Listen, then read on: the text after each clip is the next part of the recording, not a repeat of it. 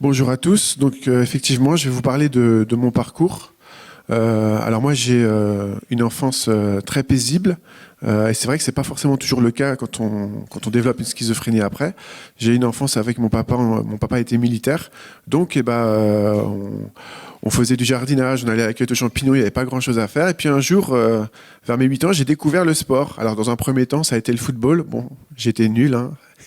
Mais après, j'ai découvert que je pouvais aussi faire du basket. Et là, il y a eu un déclic. Ça va vraiment avoir une grosse importance pour moi après, cette rentrée dans le sport, notamment par rapport à la maladie. Euh, Durant l'adolescence, je vais me sentir différent, mais je vais pas tout de suite mettre et surtout comprendre ce qui va se passer par la suite. Donc, je vais avoir des crises de bouffées délirantes aiguës, dont la première, en fait, va se dérouler dans un bus. Donc, je monte dans un bus, et là, comme je vous vois là, par exemple, je vois une personne qui est tout au fond avec une frange, et je me dis, j'ai une voix qui me foudroie le cerveau, comme un éclair qui vient d'un seul coup, en fait, et cette voix me dit, cette personne au fond du bus se moque de toi, elle se moque de toi avec son copain, et c'est pour ça qu'elle rigole. Donc, ce qui se passe dans un premier temps, c'est que je prends peur, donc je me mets juste derrière le conducteur du bus, vu qu'elle est au fond, en me disant, bon, cette voix va s'estomper et se calmer au fur et à mesure des minutes. Malheureusement, c'est pas du tout ce qui va se passer.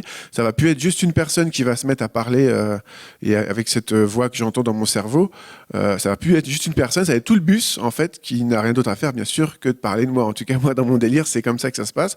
Et du coup, tout le bus m'insulte et dit des choses blessantes à mon égard. Donc, je prends peur. Et là, c'est vraiment quelque chose qui m'a vraiment marqué, c'est comme si vous avez fait un footing. J'étais en nage, alors j'avais pas couru, j'étais assis tranquillement. Je perlais de gouttes de sueur, et donc du coup je prends encore plus peur. Je sors du bus précipitamment au bout de deux trois arrêts en me disant ça va faire taire cette voix. Cette voix elle a un nom. Dans mon premier livre que j'ai écrit, je l'ai appelé Une voix nommée l'autre. Donc cette voix, je l'ai appelée l'autre parce que pour moi, c'était pas moi cette voix. C'était vraiment quelque chose comme si une entité venait vous diriger votre cerveau subitement, sans prévenir et surtout sans vous demander la permission. Donc ça, c'est ma première crise de bouffée délirante. Alors, je vais rebondir sur ce qui a été dit tout à l'heure et je trouvais ça très intéressant.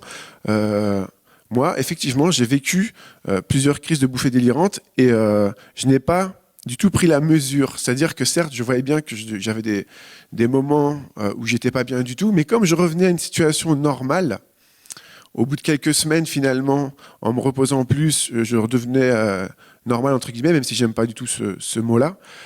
Et bah du coup, je mettais ça derrière moi et puis je me disais, bon, c'est passé, maintenant c'est bon, tu vas pouvoir avancer, quoi. Le problème, c'est que les crises, elles sont allées crescendo. Et elles sont allées c'était plus juste quelques minutes dans un bus, quelques heures dans une journée. C'était un jour, puis après c'était une semaine, puis après c'était un mois.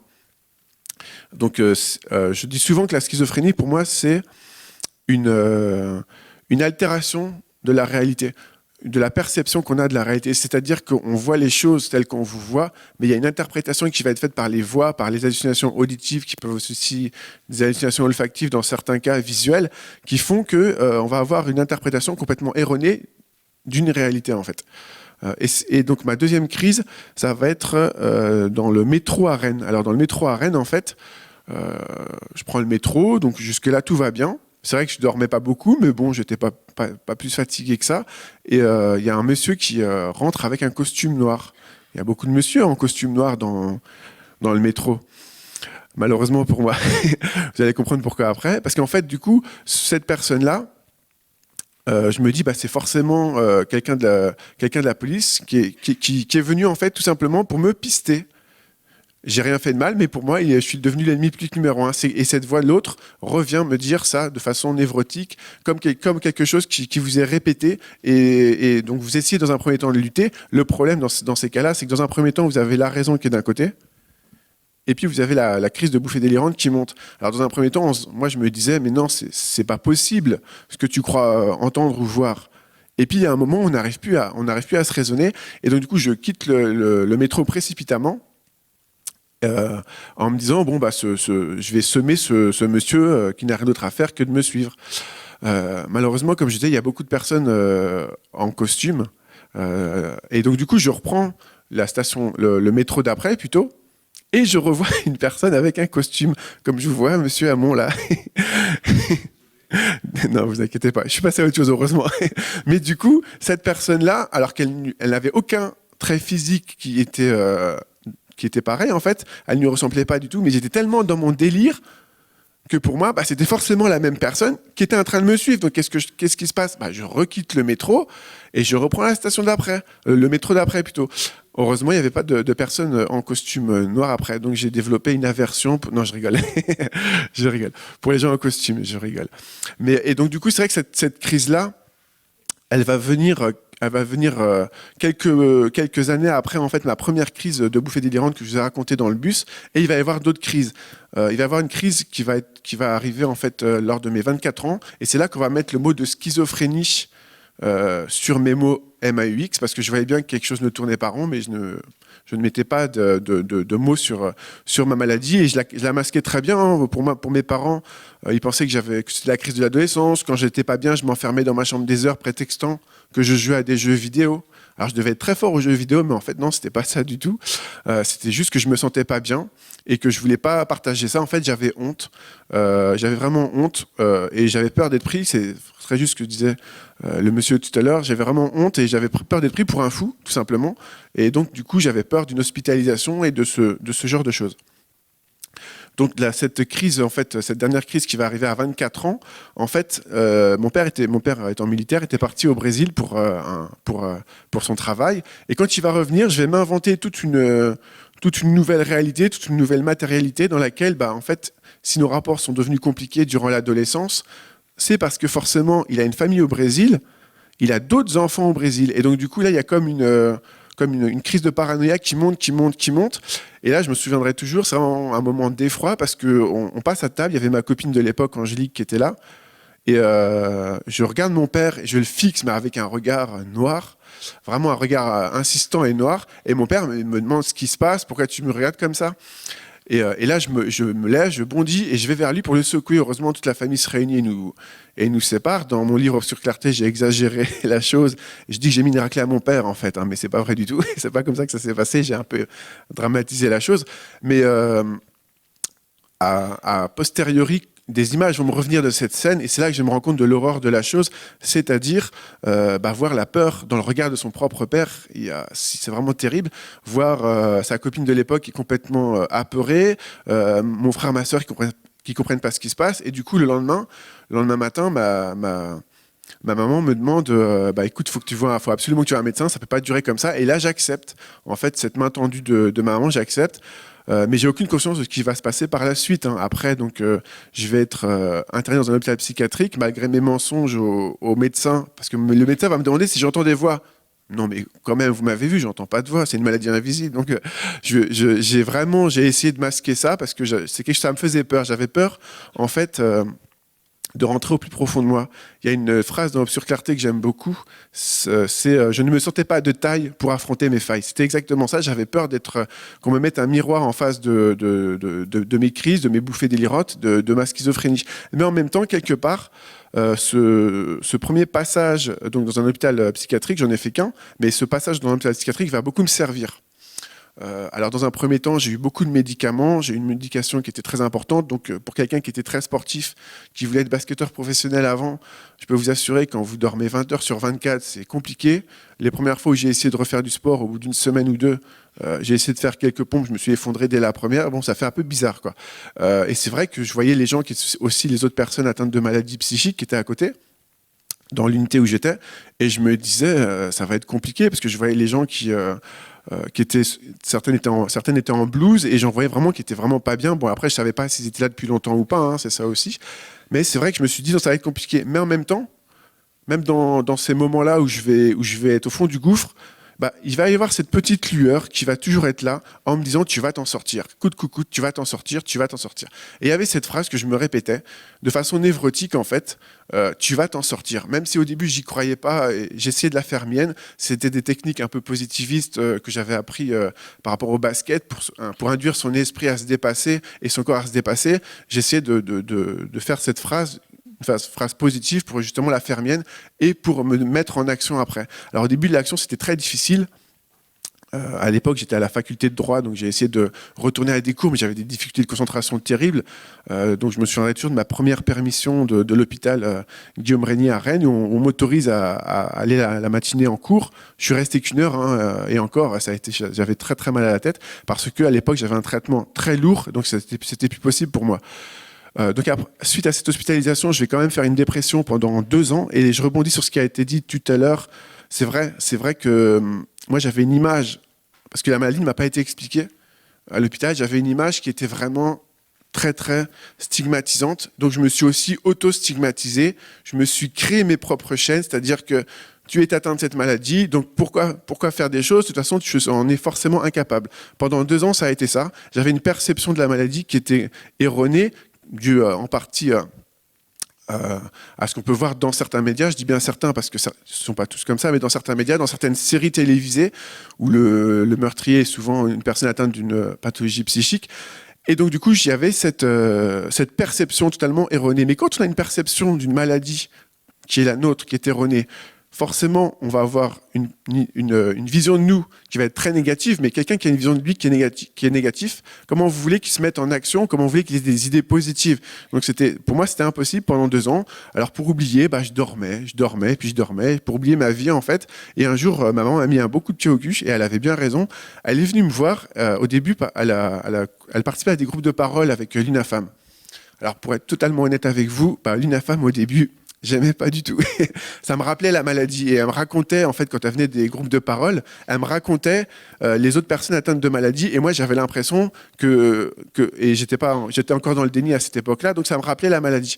Mais après, l'UNAFAM, ça va mettre d'un grand secours.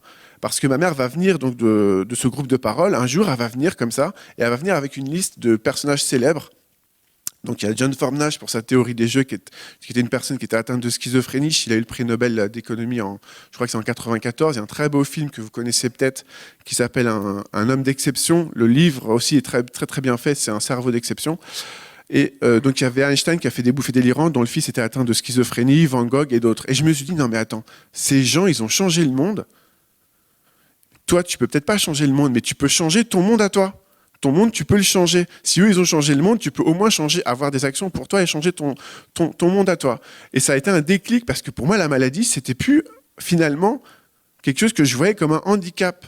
C'est pour ça que je dis souvent, ma schizophrénie, c'est ma force, parce que c'est devenu une force créative. Je me suis mis, quand j'ai commencé justement à voir que on pouvait être atteint de cette maladie-là et faire des choses, je me suis mis à écrire de façon aussi névrotique. J'ai écrit 2 livres jusqu'à présent. J'ai écrit Obscure Clarté, qui relate ma maladie et la façon de s'en sortir. Et puis un roman qui ne parle pas du tout de la maladie, parce que justement, je suis passé aussi à autre chose, qui s'appelle J'ai tendu la main. Et c'est vrai que pour moi, ça a été vraiment un déclic incroyable, ce moment où ma mère vient me voir et juste me dit, écoute, tu vois, il y a des personnes, ils avaient la même maladie que toi. C'est des gens que tu connais parce qu'ils sont célèbres, ils ont fait des grandes choses. Donc, il ne faut pas que tu vois ça comme un handicap, quoi. Après, par rapport au traitement aussi, mes parents vont... ma mère, dans un premier temps, me rappelait tout le temps, tu dois prendre ton traitement. Dès qu'elle me voyait le matin, pas bonjour, rien, c'était « T'as pris ton traitement ?» Moi, j'étais là, bonjour. Et donc, du coup, c'est vrai que j'avais l'impression d'être un numéro avec une maladie au début, mais je savais que c'était pas méchant de sa part. Ça partait d'un bon sentiment, je le savais très bien. Mais au début, j'avais un petit peu de mal avec cette idée-là. Et mon père, en fait, un matin, va me dire, tu sais, Florent, il va dédramatiser la chose. Il va me dire, c'est comme quelqu'un qui serait diabétique, qui aurait ses comprimés à prendre tous les jours pour être bien, tout simplement. Alors après, donc du coup, ça m'a fait être acteur de ma vie, être acteur par rapport aussi à cette maladie, et donc prendre le traitement de façon consciencieuse. Mais je vais aussi rajouter une chose, c'est qu'il ne faut pas se cacher derrière le traitement. Alors effectivement, les traitements, c'est difficile parce qu'il y a autant de formes de schizophrénie qu'il y a de formes de personnalité, donc il faut trouver un traitement adapté. Mais il y a plein d'autres choses qu'on peut faire. Moi, le sport, c'est quelque chose qui va beaucoup m'aider, qui m'aide encore aujourd'hui, parce que le sport, ça inculque quoi? Ça inculque la solidarité, se dépasser, et la notion du dépassement de soi, en fait. Et moi, clairement, il m'a fallu, pour me rétablir, il m'a fallu quelque part me transcender. Le traitement, c'est sûr, a bien aidé, mais il a fallu d'autres choses aussi, parce qu'il y a des gens qui ont des traitements et qui ont encore beaucoup de difficultés. Et il m'a fallu que je me transcende pour arriver justement à... Là, j'ai 38 ans, et depuis 24 ans, j'ai pas eu de crise, en fait. Et donc, il a fallu que je me transcende. Et cet esprit-là de combativité, c'est le sport qui me l'a inculqué. Mon père aussi, parce qu'il était militaire. Mais c'est vrai que le sport va vraiment beaucoup m'aider. Et donc, du coup, je vais aussi parler un petit peu d'autres choses qui m'ont aidé. Donc, il y a forcément l'écriture. Pour moi, j'avais beaucoup de mal à me confier aux psychiatres, aux médecins en général. Non pas que je ne les respectais pas, pour moi, ça m'était très difficile de parler de mes problèmes. À l'époque, en tout cas. Et donc, du coup, écrire un livre, en fait, ça m'a permis de me faire ma propre psychothérapie. Et il y a une phrase que j'oublierai jamais, qui m'a vraiment marqué. Un soir, il devait être 2-3 heures du matin, j'étais en train d'écrire. Et il y a cette phrase qui vient comme ça, qui dit en fait, je ne me suis pas satisfait de ma condition sociale et je me suis créé cette maladie pour me rendre important. Pourquoi? Parce que j'avais analysé mes délires en fait dans mon livre et j'avais redoublé plusieurs fois, que ce soit au lycée, la fac de droit, j'ai eu du mal à avoir ma première année. Donc j'avais ce sentiment de pas être à ma place avec un père qui était colonel dans l'armée de terre. Donc je voulais lui montrer que je pouvais faire de belles choses. Je travaillais beaucoup, mais j'avais pas les résultats que j'escomptais. Et donc, cette phrase, en fait, elle va venir quelque part me délivrer parce que je vais comprendre pourquoi j'ai réagi à certaines situations comme ça et aussi pourquoi cette maladie-là. Parce que dans mes délires, j'étais toujours le centre d'intérêt numéro un.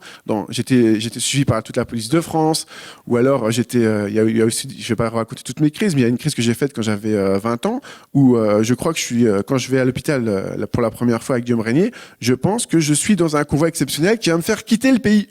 Alors pourquoi, je sais pas, mais c'est comme ça. Donc la première chose que je fais quand j'arrive à l'hôpital, c'est que je prends mon téléphone et je le balance par terre en pensant que je suis sur table d'écoute. Enfin, il y avait plein de choses comme ça qui font qu'on est vraiment dans un univers, dans un univers parallèle. Donc pour revenir aussi sur la stigmatisation et sur la perception de la schizophrénie, moi c'est quelque chose qui vraiment a changé ma vie parce que en fait, je suis passé d'un état où j'étais apragmatique, où j'arrivais pas à me mettre en action, ne serait-ce qu'avoir des idées positives, ça m'a été très difficile. Et à partir du moment où la perception de moi-même, de la maladie a changé, il y a eu comme un déclic qui s'est opéré comme ça, et je me suis dit, là, en fait, tu peux faire des choses du jour au lendemain. Je me suis mis à plus faire de sieste de 3 heures l'après-midi, ou quand j'étais fatigué, je faisais qu'1 heure, j'essayais de diminuer, et chaque jour, j'essayais d'en faire un peu plus.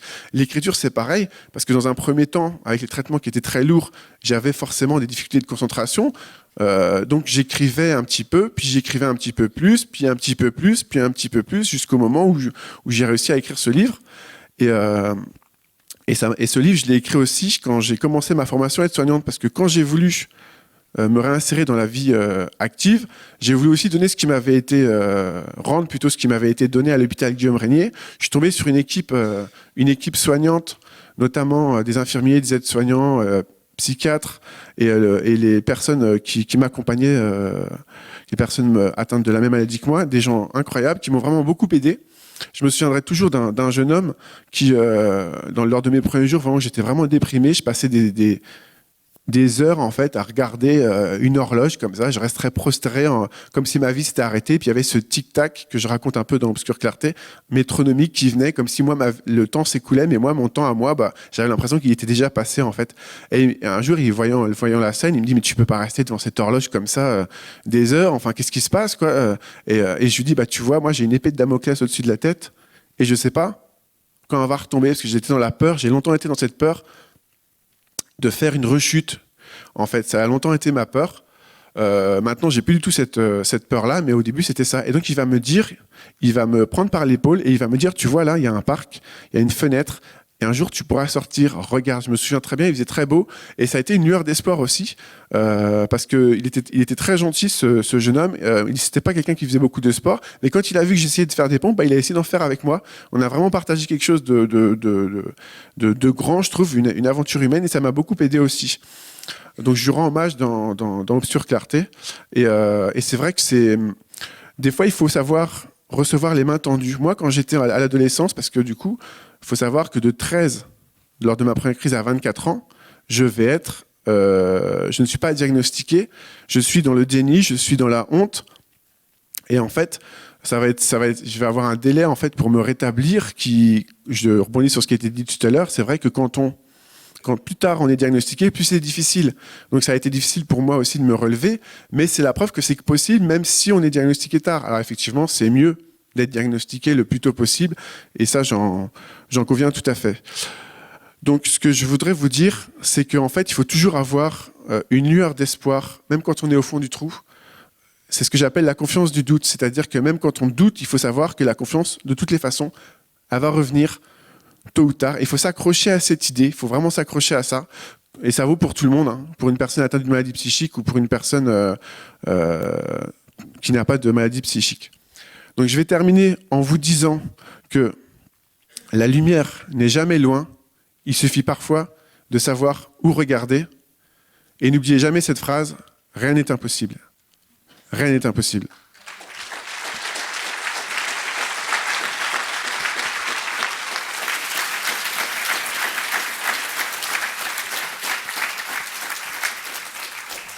Merci beaucoup. On peut dire déjà que parler comme ça pendant une demi-heure, presque une demi-heure, c'est pas à la portée de tout le monde. Donc voilà, donc créateur, romancier, bon conférencier, voilà tout ce qu'on peut faire quand effectivement on est rétabli comme vous l'êtes. Donc effectivement tout est possible. On a le temps pour 2 ou 3 questions ou une intervention si vous le souhaitez. Oui, je vous en prie.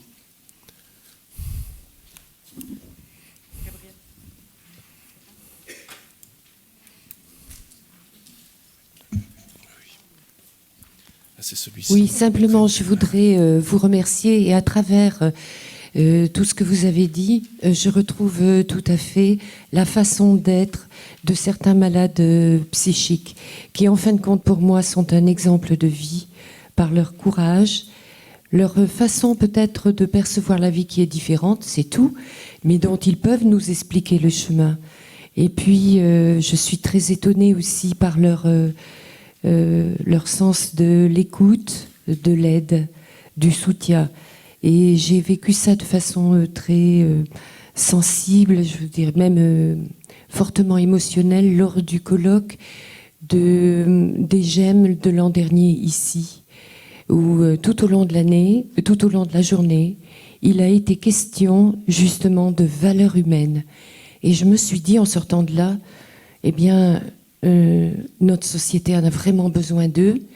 Et je trouve que quand même, heureusement, entre guillemets, que vous pouvez porter ces valeurs et nous les donner parce que nous en avons particulièrement besoin tous les jours. Merci beaucoup.